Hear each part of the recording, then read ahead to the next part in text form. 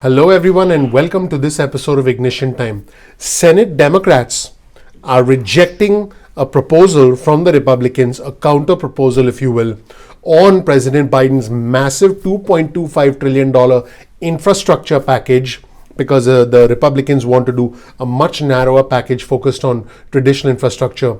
They are rejecting this package even before the package is formally discussed in the United States Senate. Here's a comment from Richard Blumenthal, Senator Richard Blumenthal, who's a Democrat from Connecticut. He called the proposal from the Republicans totally anemic, and he said it's an insult to President Biden's offer. Elizabeth Warren, the one and only Democrat from Massachusetts, summarized the Democrats' feeling by observing that, I quote, the Republican proposal does not meet the moment. Here's a comment from Senator Mazi Hirono, who's a Democrat from Hawaii.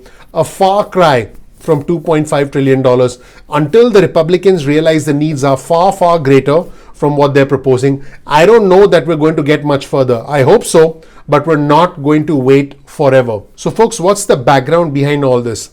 The Democrats, led by President Biden, want a massive $2.25 trillion infrastructure plan that's going to include physical infrastructure, roads and bridges. It's going to be approximately $600 billion out of this plan. And the rest of the plan is going to involve human infrastructure, investing in propping up other programs across the country. As far as the Republicans are concerned, the focus should only be on physical infrastructure, our roads, our bridges, our airports, our railroads. That is what the Republicans want. In fact, Shelley Moore Capito, who's a Republican senator from West Virginia, which ironically happens to be the same state from where we have Senator Joe Manchin, the conservative Democrat. Shelley Moore Capito is preparing to unveil a proposal with other Republicans, and that proposal is expected to be in the $600 billion range to $800 billion range, and that's going to focus on roads, bridges, broadband, on railroads, and that is going to be spread out over several years, and it will be paid for not by raising corporate income taxes, which is what the Biden administration wants to do, but by taxing users and by generating fees on the use of transport and other unspent funds from the previous stimulus packages. It's clear that Shelley Moore Capito really wants to do something done, and here's a quote from her. Could we just kind of tone down the rhetoric here and really try to get something done? I understand disagreement, but I read that we're trying to stall it out and not make anything happen, or being too cheap. We're talking about a very robust package here. Could we cut the prejudging? She's saying, hey Democrats, listen to us. We're not playing games here. Let's not judge each other. Let's not kill the deal before it's even discussed. Let's give each other a chance. Let's come together and let's try and find some middle ground. That's what Shelley Moore Capito is saying. One of the big problems with the infrastructure plan, I want our viewers and subscribers to understand, is who's going to pay for it. This is the key area of disagreement between the Republicans and the Democrats. Here's a quote from Senator Bob Casey, who's a Democrat from Pennsylvania. He's a supporter of the president, and he said a significant amount of the revenue will need to come from the tax code. Without a corporate tax hike, he warned, we're not going to get the kind of revenue that we need. Here's a quote from Elizabeth Warren. She said, we have underspent for generations now, and it shows in our airports, on our roads, in our mass transit, in our rail.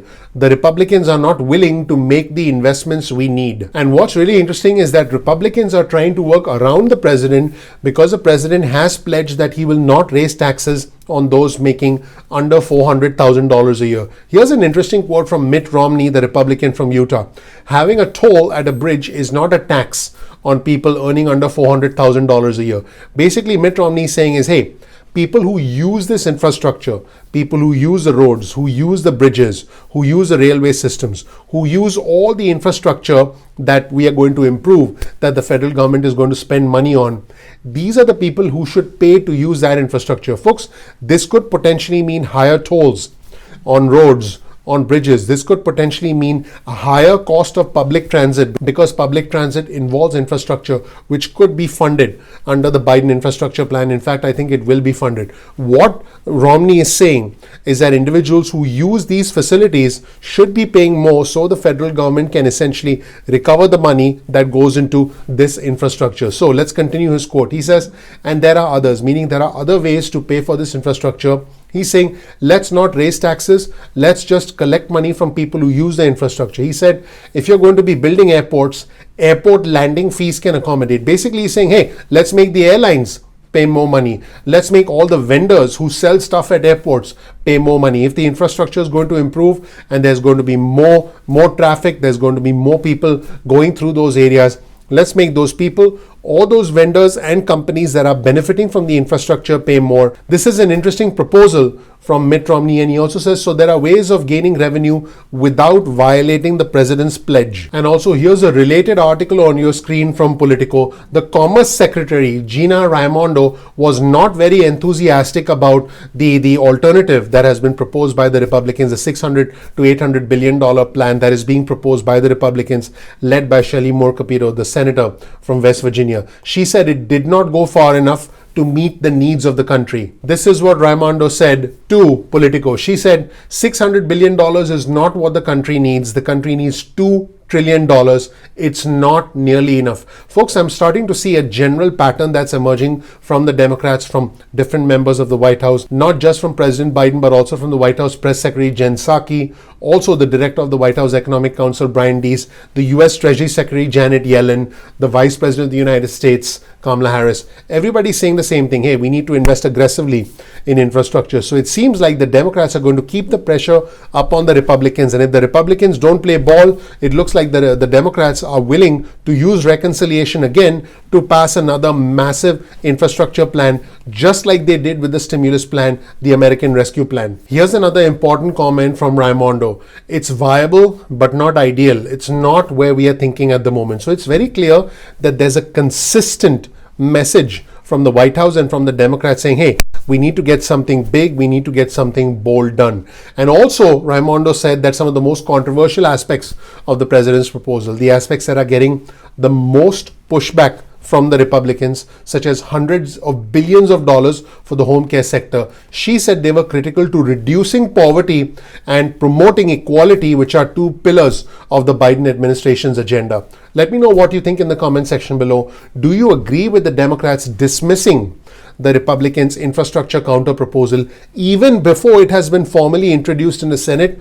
Or do you feel the Democrats should listen, should maybe amend their own proposal, and should try and get something done in the spirit of bipartisanship? Because folks, the one thing that we need is both sides working together, because the best ideas happen when both sides work together. Let me know what you think in the comment section below. Thank you so much for watching. Please click subscribe. Please enable notifications. I'm looking forward to seeing you in the next episode of Ignition Time. Take care. Bye.